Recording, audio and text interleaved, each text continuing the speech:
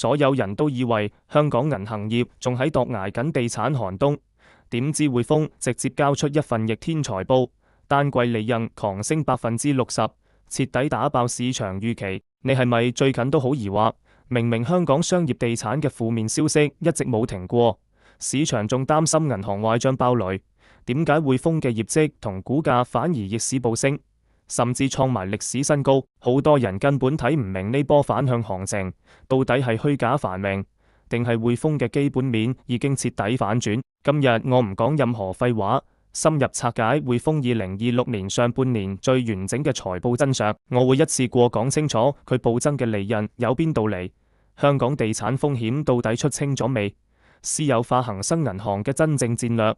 會唔會裁員？雙品牌未來點行？以及普通投資者最關心嘅呢波升勢到底係終點定新起點？全程乾貨冇套路，睇完你就會徹底睇明而家匯豐嘅真實價值同隱藏風險。首先，我直接一個最顛覆認知嘅數據，亦係今次匯豐財報最核心嘅爆點。2026年上半年喺全球銀行業利率環境混亂、地緣政治動、各行各業都充滿不確定性嘅大環境之下，匯豐控股嘅賺錢能力直接迎來大爆發。按照集團列賬基準計，上半年除稅前利潤達到195.22億美元，對比2025年上半年嘅158.1億美元，直接多賺咗37億美元，整體增幅高達23%。除稅後嘅淨利潤同樣維持23%嘅按年升幅，穩穩去到153.21億美元。收入方面嘅表現同樣亮眼，上半年總營收377.42億美元，按年增長11%。大家千祈唔好睇少呢個增速，而家嘅全球金融市場早就唔係前幾年嗰種高速增長年代。多數國際銀行都面對增收困難，利潤收縮，匯豐可以做到雙位數營收增長，超過20%利潤暴升，足以證明佢嘅核心內生動力遠比市場想象中強得多。如果話上半年整體業績已經夠晒亮眼，咁第二季度嘅表現完全可以話係炸裂級別，亦係今次股價大升嘅核心導火線。匯豐2026年第二季度單季除稅前利潤直接衝到101億美元，按年暴增60%。我俾大家做個對比，之前全市場券商嘅平均預測只係增長50.3%，對應利潤95.08億美元，即係話匯豐嘅實際業績全方位碾壓晒所有機構嘅一致預期。單季營收191.2億美元，較去年同期增加26億美元，稅後淨利潤79億美元，按年升幅更加去到63%，單季利潤近乎翻倍式增長。喺近幾年匯豐嘅發展歷程入面，都係極之罕見嘅強勢表現。好多人會好奇匯豐呢波突如其來嘅暴升，核心推動力到底係乜？其實拆開嚟睇，主要係三大核心利好一齊共振。第一，核心銀行業務嘅淨利息收益持續上升，匯豐嘅淨利息收益率由2025年上半年嘅1.57%升到今年上半年嘅1.61%，足足上升4個基點。唔好睇4個基點個數好細，對一間體量龐大嘅國際大行嚟講，呢少少利差提升帶嚟嘅利潤增量相當驚人。上半年單係淨利息收益呢一項就比去年多賺咗14億美元，主要就係靠存款結餘穩步增長，加上集團結構性對高收益率資產再投資嘅策略，穩穩食到利率環境帶嚟嘅紅利。第二，財富管理業務徹底爆發，無論係國際財富管理、卓越理財板塊，定係香港本地業務板塊，今年上半年嘅客戶活躍度都大幅提升，交易、理財、管等各類手續費收益大幅增長，成為除咗淨利息之外最重要嘅利潤增長點。第三，一次性正面項目加持，上半年有需予注意項目嘅年度有利影響淨額22億美元，直接進一步推高整體利潤水平，令財報數據更加亮眼。更關鍵嘅係匯豐嘅增長唔係單一業務單打獨鬥，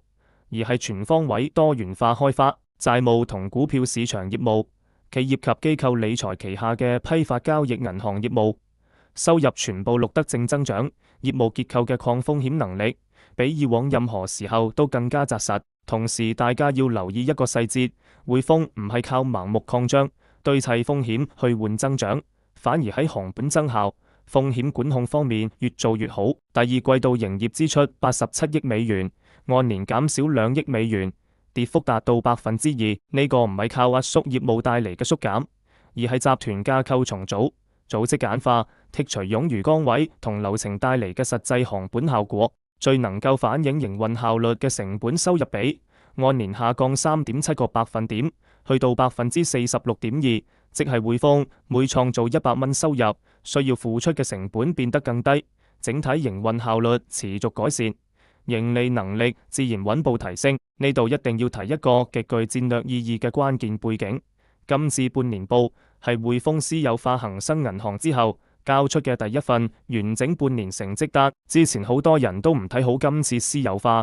覺得匯豐接咗恒生嘅歷史包袱會拖累自身業績，但有目前財報結果睇，唔單止冇拖累，反而整合紅利已經開始逐步釋放，而且管理層喺業績會上直接放出重磅長期目標，信心十足。集團明確表示有十足把握完成2026年、2027年、2028年3年嘅業績目標，3年內平均有形股本回報率穩穩衝擊17%甚至更高，同時亦鎖定未來3年嘅收入增長目標，力求2028年嘅收入喺2027年基礎上再增長5%，長期增長路徑已經相當清晰。超預期嘅硬核業績最直接嘅反映就係二級市場股價走勢。2026年8月4號，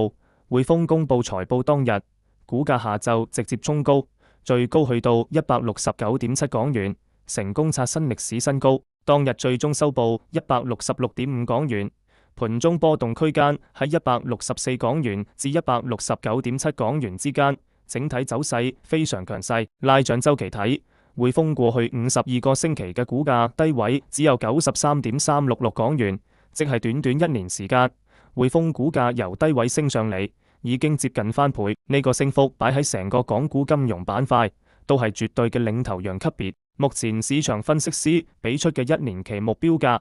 平均達到177.33港元，意味住喺現價基礎上，市場仍然睇好後續仲有上升空間。好多人只係見到股價創新高，卻唔知道背後其實係多重硬核利好疊加支撐，完全唔係炒作出嚟嘅虛升。首先就係業績全方位超預期，無論係稅前利潤、營收定係稅後利潤，全部碾壓機構預測，基本面徹底夯實。其次，匯豐嘅資本實力極之雄厚，普通股一級資本比率達到14.1%，喺全球大行入面都屬於頂尖水平，抗風險能力、擴張能力、派息回購能力都有充足底氣。最令市場振奮嘅就係匯豐重啟擱置已久嘅股份回購計劃，董事會正式宣布派發每股0.10美元嘅第二次中期股息，同時啟動最高10億美元嘅股份回購。識行嘅人都清楚呢一步嘅含金量有幾高。今次回購係匯豐私有化恒生暫停回購3個季度之後首次重啟，意義完全唔同。而且管理層喺業績電話會議上明確表示，股份回購未來會變成常態化季度動作，會按集團資本狀況、派息比例、有機增長節奏靈活調整，優先將多餘利潤透過回購方式回饋股東。呢句說話直接俾市場食咗粒定心丸，意味住未來每個季度匯豐都有可能持續回購，為股價提供長期支撐。派息政策同樣俾出明確嘅長期承諾，2026年至2028年3年嘅股息派付比率基準固定維持喺50%。簡單講，未來3年匯豐每賺100蚊淨利潤，就會拎50蚊出嚟派俾股東，再加上常態化股份回購，股東嘅整體回報率相當可觀。同時集團亦明確，普通股權一級資本比率嘅中期目標區間維持喺14%至14.5%之間，既保證派息回購力度，亦守住風險底線，穩健性十足。頂級券商亦紛紛落場背書，睇好匯豐後市。華泰證券直接維持買入評級，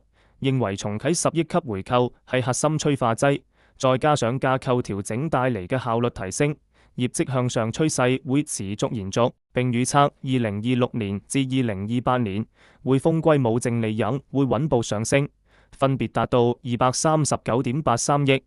264.35億、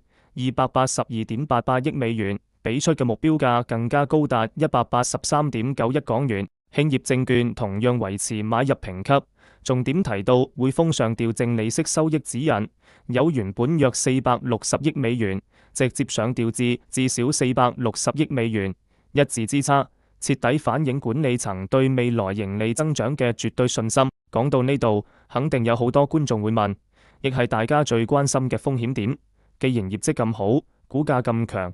咁大家一直擔心嘅香港商業地產風險到底解決咗未？係咪真係徹底出清？我而家就將呢個最核心嘅風險點同大家講得明明白白。香港商業地產嘅壞賬壓力，過去幾年一直係壓住匯豐估值最大嘅枷鎖，冇之一。市場一直擔心寫字樓雙空置率高企，樓價租金下跌，會令匯豐持續出現大額壞賬，拖累整體業績。但由2026年上半年財報數據睇，匯豐喺呢個領域嘅風險管控已經取得實質性突破。截至2026年6月底，匯豐香港商業房地產信貸減值嘅貸款及墊款總敞口60億美元，同今年第一季度持平，較2025年全年嘅63億美元已經明顯下降。被列為次級嘅商業地產敞口25億美元，基本保持穩定。整體商業地產貸款及墊款總敞口293億美元，對比第一季度嘅295億美元，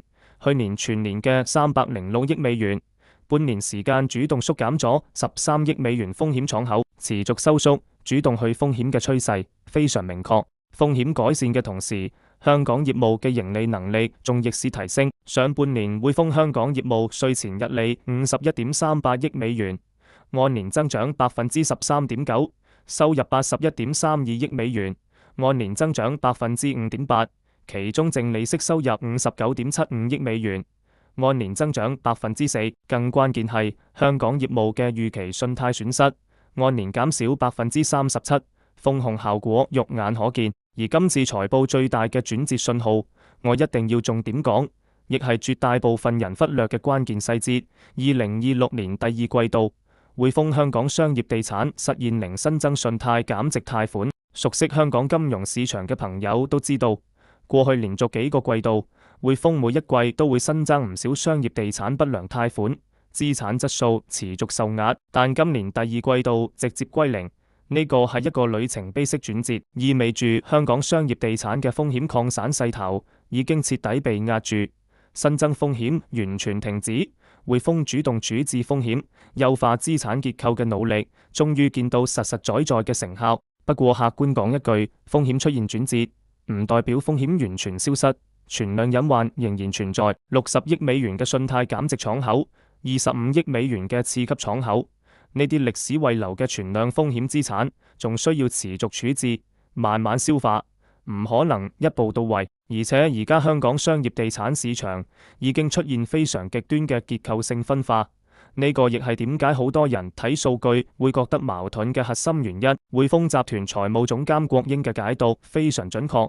而家香港樓市同商辦市場完全係兩極分化嘅格局。住宅市場整體強勁，持續復甦回暖，中環核心地段嘅寫字樓、核心商圈嘅零售商、租金、空置率、估值都非常穩定，表現相當亮眼。但非核心區域嘅商辦商仍然面對估值壓力、空置率偏高等問題，走勢持續疲弱。呢種分化亦完美解釋咗財報入面睇落好似矛盾嘅現象。明明冇新增不良貸款，點解銀行嘅撥備金額反而增加？呢度我同大家講一個硬核金融知識，睇明呢點，你就真正睇得明匯豐嘅風控邏輯。好多普通人以為銀行嘅風險撥備只有出現新壞賬、新違約先會計提，但國際頂級大行嘅風控體系完全唔係呢套邏輯。預期信貸損失撥備係動態、全方位嘅風險對，唔係針對當期新增不良，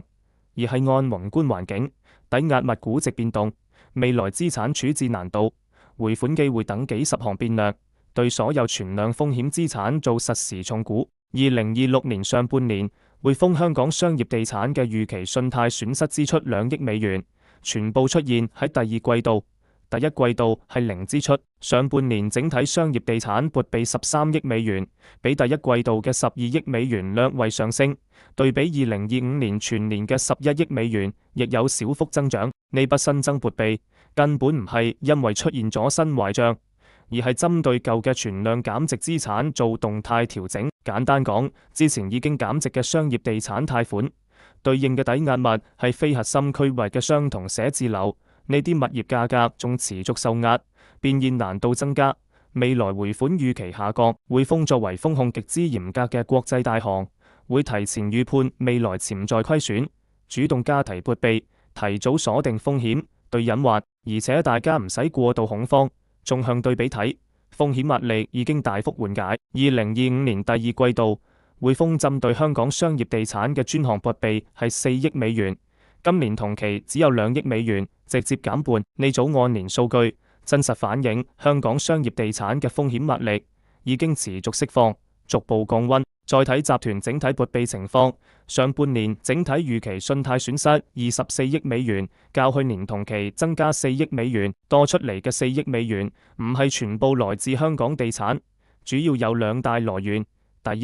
企業及機構理財業務，針對英國一間財務保薦人嘅4億美元欺詐相關證券化風險撥備。第二，中東地緣衝突持續帶嚟嘅不確定性風險計提，香港地產嘅風險增量其實非常有限，而且可控性好高。匯豐亦俾出全年風險預判，預計2026年整體預期信貸損失準備客戶貸款總額平均值嘅比例約為45個基點，中期會逐步回落至30至40個基點嘅合理區間。全年香港商業地產專項撥備預計穩定喺7億美元左右。呢種提前捉壓計提、主動出清風險嘅做法，睇落短期消耗利潤，實際上係徹底夯實資產質素，為未來幾年業績穩定掃清障礙。講完風險，我哋再深入拆解今次最關鍵嘅資本運作，匯豐私有化恒生銀行嘅完整戰略邏輯。呢個亦係匯豐未來可唔可以持續增長嘅核心關鍵。2026年1月，匯豐正式完成對恒生銀行嘅私有化，呢個係近幾年香港金融市場規模最大、影響最深遠嘅一次金融重組。當時好多散戶同市場觀點都質疑，覺得匯豐係俾錢接盤，將恒生嘅爛風險全部攬上身，會拖垮集團。但而家回頭睇，呢步棋其實行得非常高明，係典型嘅長期戰略佈局。今次整合最核心嘅操作，就係將恒生銀行名下所有高風險存量資產，尤其係同香港商業地產綁定嘅不良貸款、受損資產，全部統一歸集到匯豐集團總部平台，集中處置。點解話呢個係神操作？道理好簡單，恒生作為本地銀行，資本體量、風險處置團隊規模、不良資產催收能力、全球化資產盤活渠道都相對有限，好多積壓嘅風險資產，恒生冇能力快速處置，只可以慢慢計提，持續受壓。但匯豐唔同，作為全球性大行，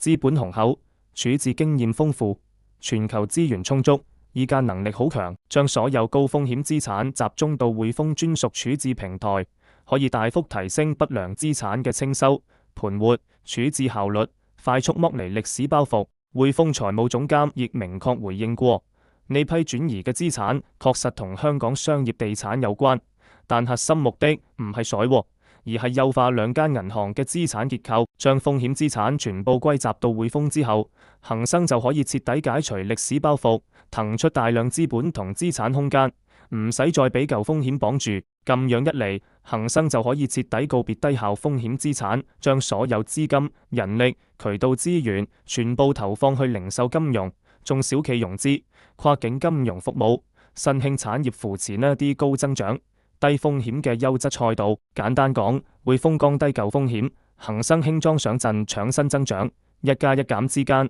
成個集團嘅盈利結構徹底優化。目前整合嘅協同紅利已經肉眼可見。2026年第二季度，恒生銀行新增零售開戶客戶6萬名，對比第一季度嘅3萬名，直接翻倍增長。呢個就係後台整合、系統升級、資源賦能帶嚟最直接嘅成果。接入匯豐全球化系統同服務體系之後，恒生嘅客戶服務能力、產品豐富度、辦事效率全面提升，吸客能力自然迎來爆發。好多人最關心嘅裁員問題，我亦同大家講清楚，徹底打消大家嘅顧慮。私有化整合落地之後，市場最大擔憂就係兩大銀行會大規模裁員，優化人手。對此，匯豐行政總裁艾喬治喺業績會上俾出最明確、最堅定嘅答覆，唔會對匯豐、恒生兩大品牌進行大規模裁員。管理層坦白講，整合過程中確實會有部分工種自然流失，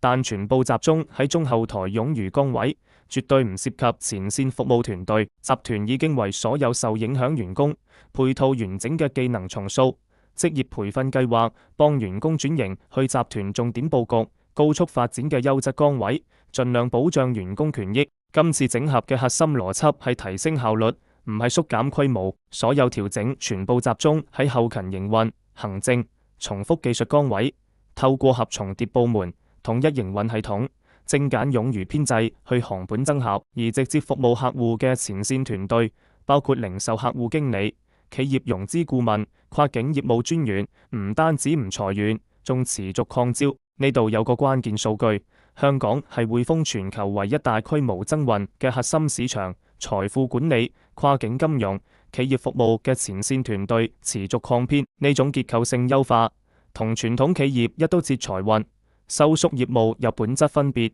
係精準取捨、提質增效嘅長期佈局，降本效果亦已經落地兌現。第二季度整體營業支出按年減少$2億，跌幅2%，完全來自架構簡化、流程優化、冗餘剔除，冇犧牲任何主營業務嘅增長能力。集團亦明確，全年基準營業支出增幅控制喺1%左右。如果業績持續超預期，仲會發放績效獎金，充分綁定團隊積極性。最後，我再講今次整合最核心嘅戰略底牌。雙品牌獨立營運模式，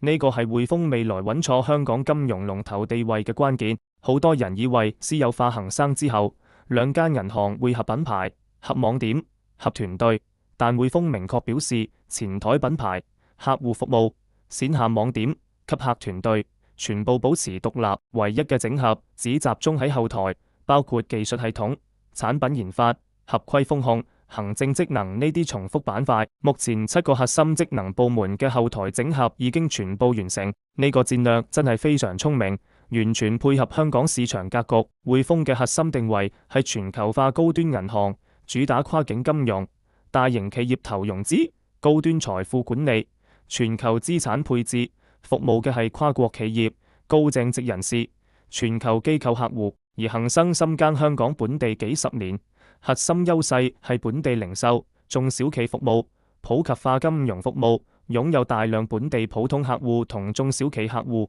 客戶基礎非常紮實。兩個品牌嘅客群完全互補，定位完全唔同。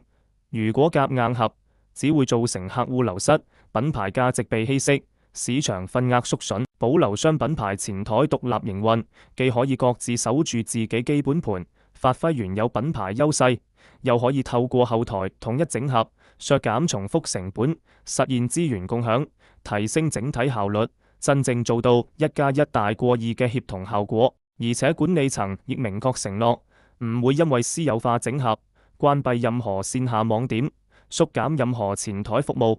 兩間銀行會繼續作為香港兩大獨立標誌性品牌，持續深耕本地，持續加大投資。恒生開戶量翻倍嘅成績，亦直接證明呢套模式嘅可行性同優越性。就算今年上半年內地跨境投資政策收緊，都完全冇影響恒生5月至7月嘅開戶數據，足以睇得出佢本地客戶根基有幾穩固。最後，我哋做一個全面嘅後市總結同風險梳理，幫大家理清匯豐未來嘅投資邏輯同潛在隱患。由利好層面睇，匯豐而家嘅基本面已經進入明確上行週期，業績持續超預期，單季利潤高增長，成本效率改善，資本充足率穩健，派息回購常態化。同時，香港地產風險停止擴散，存量風險穩步出清，恒生整合紅利持續釋放。雙品牌戰略落地見效，長期營收同回報率目標清晰明確，多間頂級券商一致睇好，目標價持續上調，整體利好基本面一層一層夯實。風險方面，我哋亦唔迴避，客觀講有3點要持續警惕。第一，香港非核心區域商業地產價格如果出現超預期大跌，可能會帶嚟額外撥備壓力，短期要動利潤。第二，全球貨幣政策波動，國際金融市場動，會對匯豐全球化業務帶嚟階段性影響。第三，雙品牌整合之後嘅團隊磨合、協同效率提升，仲需要更長時間驗證。但綜合嚟睇，而家嘅匯豐已經徹底擺脫過去幾年嘅風險壓制，風險可控性非常強，盈利增長確定性亦好高，基本面、估值、派息、回購、戰略佈局，全部處於改善通道，係實實在在嘅基本面反轉行情。睇完今期深入拆解，相信大家已經徹底睇明匯豐今次逆天財報嘅真相，亦明白股價創新高背後嘅底層邏輯。你哋覺得匯豐呢波反轉係短期行情，定係長期趨勢？之後會唔會繼續突破新高？歡迎喺留言區留低你嘅睇法。如果你中意呢種硬核、乾貨滿滿嘅金融深度拆解，唔加任何套路同廢話，記得俾個 like。關注同訂閱我嘅頻道，我會持續拆解港股、美股、核心金融資產嘅底層邏輯，帶你睇明市場，避開風險，把握真正嘅機會。我哋下期再見。